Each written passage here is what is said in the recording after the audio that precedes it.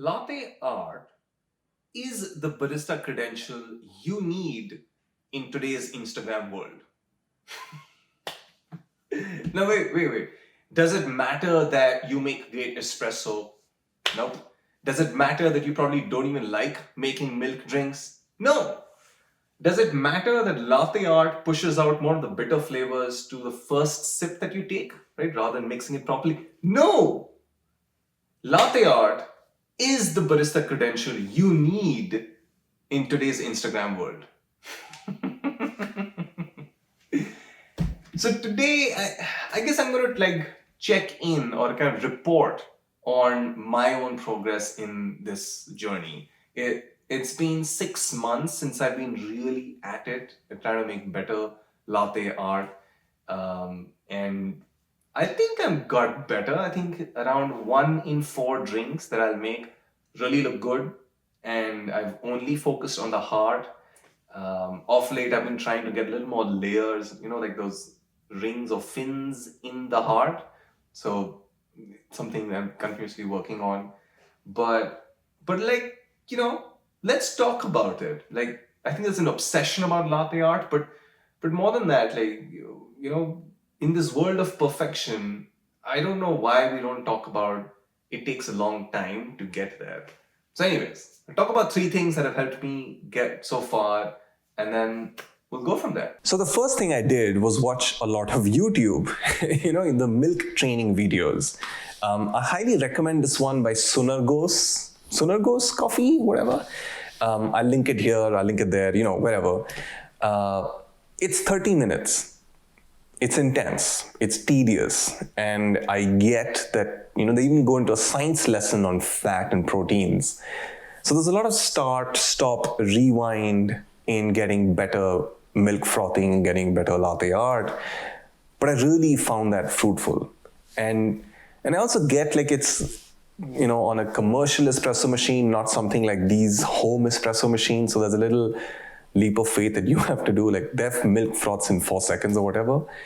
But in fact, a home espresso machine was helpful because your frothing is slower. And so if your frothing is slower, there's more time to correct a disaster before it really becomes the disaster.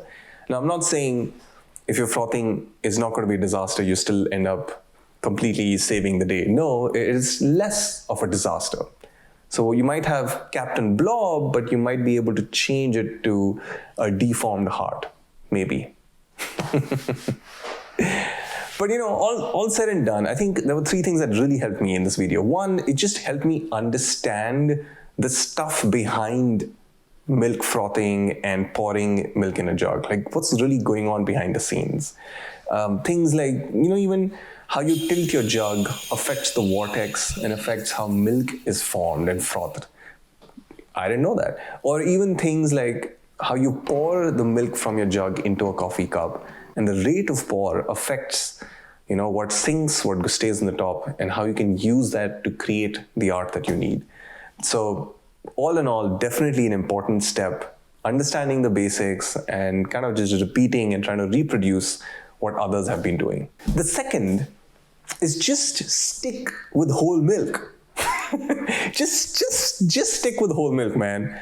I had this oat milk and macadamia milk phase. I even made a video about it, And while that was fun, in fact, it was better for my gut and my stomach, it wasn't better for my Instagram. I was just getting blob after blob after blob. Again, the video I talked about before kind of explains it, but whole milk has this 4% fat and the right ratio of fat to everything else that helps easily create the right texture of foam. And of course, not that you can't do it with the skinny milks or the alternative milks of the world. It's just more difficult. So why not reduce another variable of error in trying to get better? Just stick with whole milk. The third is patience. Lots and lots of patience. This is a complicated thing. It takes a long time to learn. So there's no quick thing. There's no, easy way of getting around the learning curve.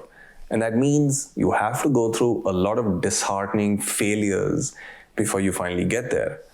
I love it because that's also part of everything in espresso and coffee as a hobby. There's no quick thing. So that also means there's no fancy milk jug that will instantly improve your lattes or latte art. There's no cup that will make it amazing or reduce the time it takes to learn. We just have to go through the motion. Side note, I did buy into this whole thing of I need a better cup. In fact, I got myself the Loveramics. Just look at it, man. This looks like freaking awesome. Like it's got a saucer. It just feels so nice and heavy, and they've got lovely colors. It's even got a nice curve in the cup. Apparently that helps with latte art. Is it worth the kidney that I sold for it? I don't know, but whatever. The reality is it just takes a lot of practice to get better latte art, and you kind of have to stick around for it. In a way, all these 3 reasons was also the reason why I made this video. Like, it really feels like everything is perfect on YouTube, on Instagram, and especially when it comes to latte art and how coffee is projected. But we're in this for the long haul. We're all learning. I did this as a 6-month check-in. Where have I come in? What have I learned in 6 months? And I'll probably do another one in another 6 months. Well, I don't know where I'll be by then, but it's a learning journey. And I hope you're going through the same. In fact, let me know if there's anything that can help me get better. I'd love to hear that. Side note part 2 is that this is a new setup. I have a coffee bar. We moved, that's awesome, and I got my own space. I did have to fight with my wife about this microwave. I think it's a monstrosity, but you win some, you lose some. All right, till the next video, see ya.